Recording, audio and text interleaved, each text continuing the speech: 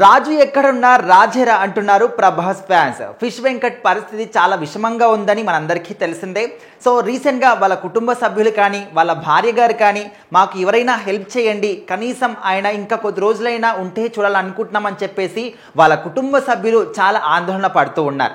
And వైద్యులు కూడా kidney transplantation చేయాలని చెప్పేసి, డయాలసిస్ కూడా చాలా అవసరం ఉందని చెప్పేసి వాళ్ళు చాలా గట్టిగానే చెప్పారు. అండ్ ఫిష్ వెంకట్ గారికి వాళ్ళ కుటుంబ సభ్యుల ఎవరి కిడ్నీ కూడా సరిపోవట్లేదు.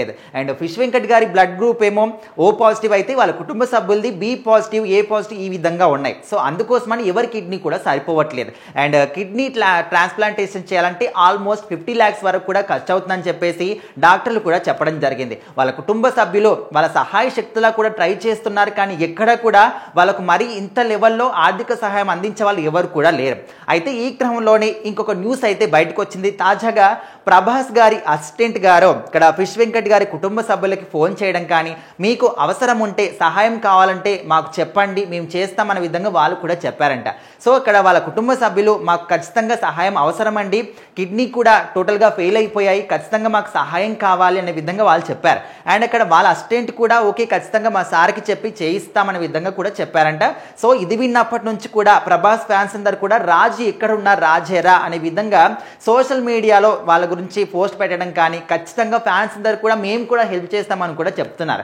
మరి ఇక్కడ ఇదంతా కూడా నిజమేనా అంటే ఒక పెద్ద డౌట్. ఇక్కడ ఫిష్ వెంకట్ గారి కుటుంబ సభ్యులేమో అసలు మాకు ఫోన్ చేశారు కానీ మళ్ళీ మేము ఫోన్ చేస్తే ఎవరు కూడా రెస్పాండ్ ఇవ్వట్లేదు, కనీసం మాకు ఏ సహాయం కూడా ఇంతవరకు అందలేదు, ఈ విధంగా ఎందుకు చేయాలి, ఫోన్ ఎందుకు చేయాలని విధంగా కూడా వాళ్ళు చెప్తుంటే, మరొక వైపు ఏమో ఇక్కడ ప్రభాస్ గారు సహాయం చేశారు అనే విధంగా సోషల్ మీడియాలో పోస్టులు వినిపిస్తూ ఉన్నాయి. మరి ఇదంతా కూడా నిజమేనా? మరి ఆ ఫోన్ చేసిన వ్యక్తి ఎవరు? నిజంగా ప్రభాస్ గారికి సంబంధించిన అసిస్టెంటేనా, లేకపోతే ఎవరైనా అన్నోన్ పర్సన్స్ ఈ విధంగా ఆడుకోవడానికి చేస్తున్నారా అనేది కూడా ఎవరికి అర్థం కావట్లేదు. ఎందుకంటే ప్రభాస్ గారు దానగుణవంతుడని అందరికీ తెలిసిందే. అసలు ఆయన ఎడమ చేతితో చేసినటువంటి సహాయం కుడి చేతికి కూడా తెలియకుండా చేస్తూ ఉంటారు. ఎన్నో కోట్లు దానం చేసిన వ్యక్తి ఈ విధంగా ఒక ప్రాణాపాయ స్థితిలో ఉన్న వ్యక్తికి సహాయం చేస్తాను అని చెప్పేసి చేయకుండా ఉంటాడంటే అది కూడా నిజం కాదు. ఆయన ఖచ్చితంగా సహాయం చేస్తా అంటే డెఫినెట్లీ చేస్తాడు.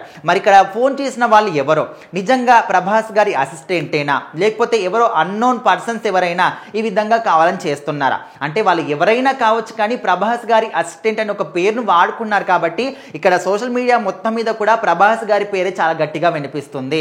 ఒకవైపు ఏమో చాలా యూట్యూబ్ ఛానల్స్ కానీ ఇంటర్వ్యూస్లలో కూడా ప్రభాస్ గారు సహాయం చేశారు, ఆయన దానగుణవంతుడు, అండ్ రాజు ఎక్కడున్న రాజు అనే విధంగా రకరకాలుగా వాళ్ళు మాట్లాడుకుంటే, ఇంకొక వైపు ఏమో వీళ్ళ కుటుంబ సభ్యులు కావచ్చు, వాళ్ళ సైడ్ ఉన్న వాళ్ళందరూ కూడా లేదు మాకు సహాయం అందలేదు, అట్లా సోషల్ మీడియాలో పోస్టులు వస్తున్నాయి కానీ మాకు ఎలాంటి సహాయం రాలేదు, జస్ట్ ఫోన్ చేశారు, మళ్ళీ మేము చేస్తుంటే కూడా ఎవరు మాకు రెస్పాండ్ ఇవ్వట్లేదని వాళ్ళు చెప్తున్నారు.